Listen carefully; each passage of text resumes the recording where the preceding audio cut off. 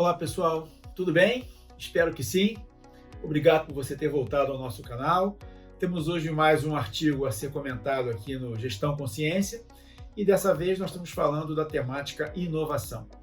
Na verdade, essa temática ela é pulsante, e dificilmente se esgotaria num artigo, e aqui no nosso caso isso se desdobrou em 3 artigos. Então, nesse programa e nos 2 próximos nós vamos falar de 3 artigos sequenciados que abordaram a inovação.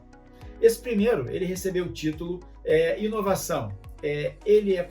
Ela acontece na sua empresa? Por que nós optamos por fazer esse tipo de questionamento ao nosso colega gestor, empreendedor, dono de um negócio ou profissional autônomo que pilota um negócio próprio? Por que fazer essa pergunta? Porque, na verdade, quando se fala de inovação, se fala de pessoas. Inovação tem a ver com gente. Logo, quem investe em inovação não investe em coisa, investe em pessoas. E são as pessoas que fazem os negócios acontecerem. E no nosso segmento Fitness e Wellness, essencialmente prestação de serviços, sabemos muito bem que sem as pessoas os negócios não acontecem. Não existem negócios em fitness e wellness que aconteçam sem as pessoas. Logo, quando se fala em inovação, pensamento inovador, estamos falando de gente e não de coisa, e não de produto, e nem de equipamentos, nem de recursos, infraestrutura, nada disso. É gente, pessoas. Pois bem, se você, empreendedor, pensa que trazer a inovação para dentro da sua empresa tem a ver com você gastar dinheiro com equipamentos sofisticados e tecnologia, considero que seja muito relevante repensar esse ponto de vista, porque, na verdade, as nossas empresas, de uma maneira geral no mundo, e principalmente no segmento serviço, e dentro do serviço, em fitness e wellness, é o talento humano que tem feito a diferença.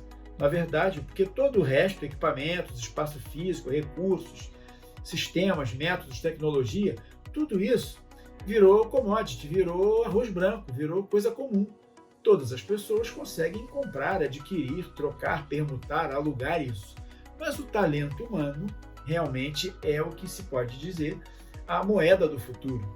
Já há muita publicação, muitos autores já falam disso, além da gente olhar no dia a dia, no mundo real, e observar que é realmente o talento das pessoas que fazem, que prestam serviços, é o talento que faz a diferença, né? Escolhemos consumir nesta ou naquela empresa, este ou aquele serviço, notadamente pela diferença que as pessoas fazem na nossa vida enquanto consumidores, não é mesmo? Então, por que haveria de ser diferente com o nosso cliente? Não é. Então, nós estamos falando de que o capital intelectual, o talento humano, é hoje a maior vantagem competitiva. Há, inclusive, muitos autores que já escreveram, tem livros sobre isso, o Capital Intelectual, o livro do Stuart, um clássico, o Capital Intelectual, que é a grande moeda, o grande patrimônio das organizações. E quando a gente está falando em capital intelectual, a gente está falando em inovação. Por quê? Porque quem inova não são as coisas, quem inova não são os equipamentos, quem inova são as pessoas. E inovar não é um ato individual, inovar é um ato coletivo.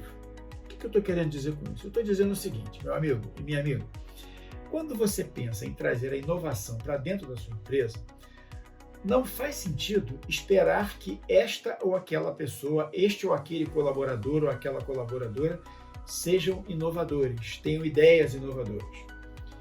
Importa sim, e é disso que trata esse primeiro artigo, de que você precisa criar uma cultura da inovação. O que significa dizer criar uma cultura da inovação?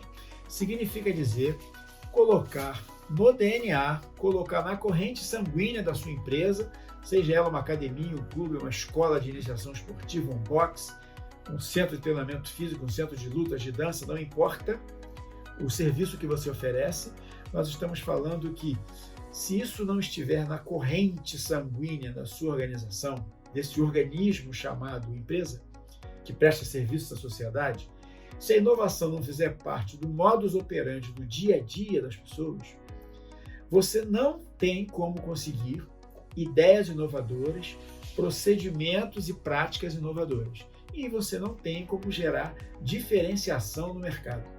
Não se diferencia mercadologicamente quem tem equipamentos sofisticados, por uma razão muito simples: o seu concorrente muito rapidamente pode adquirir no mesmo lugar que você adquiriu, pagando o que você pagou, às vezes um pouco menos, um pouco mais, não importa, mas ele vai conseguir isso. Então, essa sua diferenciação, ela será efêmera. Por outro lado, se você tem gente, equipe talentosa, pessoas com talento, pessoas que fazem diferença, pessoas que dão o toque pessoal e transformam aquela empresa na melhor opção que vem à mente do consumidor, à mente do cliente quando se fala naquele serviço, isso sim faz com que você tenha uma cultura de inovação, uma cultura de diferenciação. E eu corro o risco de afirmar que isso está dentro da ciência das organizações, o que se estuda nas organizações. Observe aqui que tem aqui ao fundo um livro escrito por um brasileiro, Clemente Nóbrega, onde ele trata exatamente da ciência da gestão. Esse livro já tem bem mais de uma década, mas ele coloca que gestão tem um aporte teórico, tem um pressuposto de produção de conhecimento, há um capital intelectual, há uma produção de conhecimento, há um saber em gestão, há uma disciplina, quando chamava Peter Drucker, há uma disciplina chamada gestão que precisa ser estudada, que a gente pode chamar aqui de ciência das organizações. E dentro do segmento fitness e wellness, ela é pouco estudada ainda.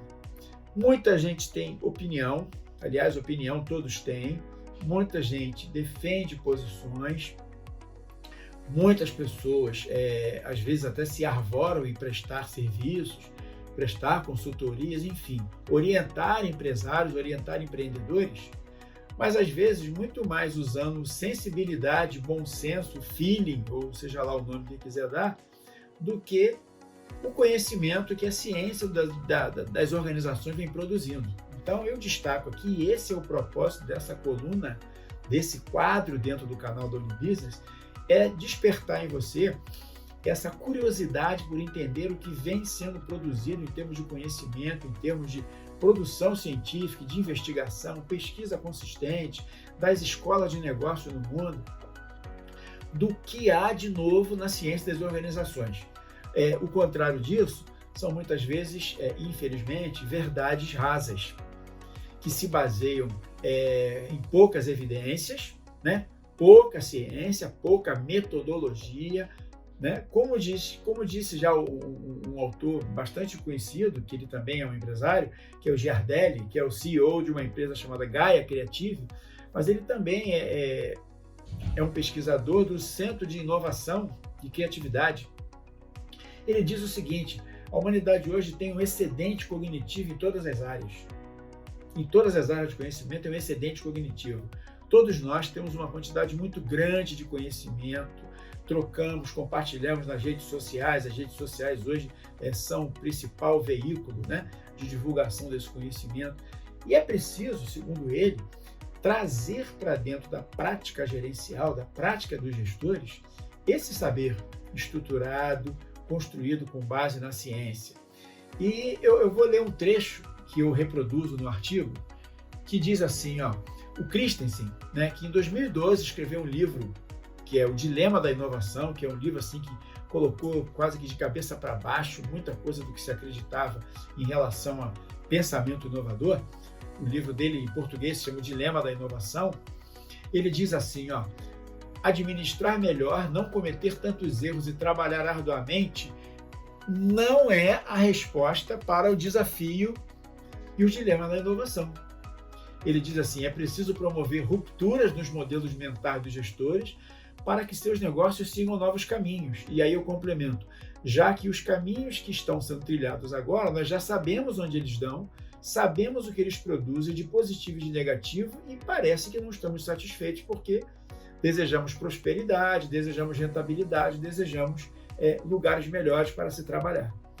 Então, o pensamento da inovação tem a ver com tudo isso, é uma nova modelagem mental que é preciso que nós, profissionais voltados para o segmento fitness e wellness, empreendedores, gestores, profissionais autônomos ou até mesmo colaboradores empregados na empresa de alguém,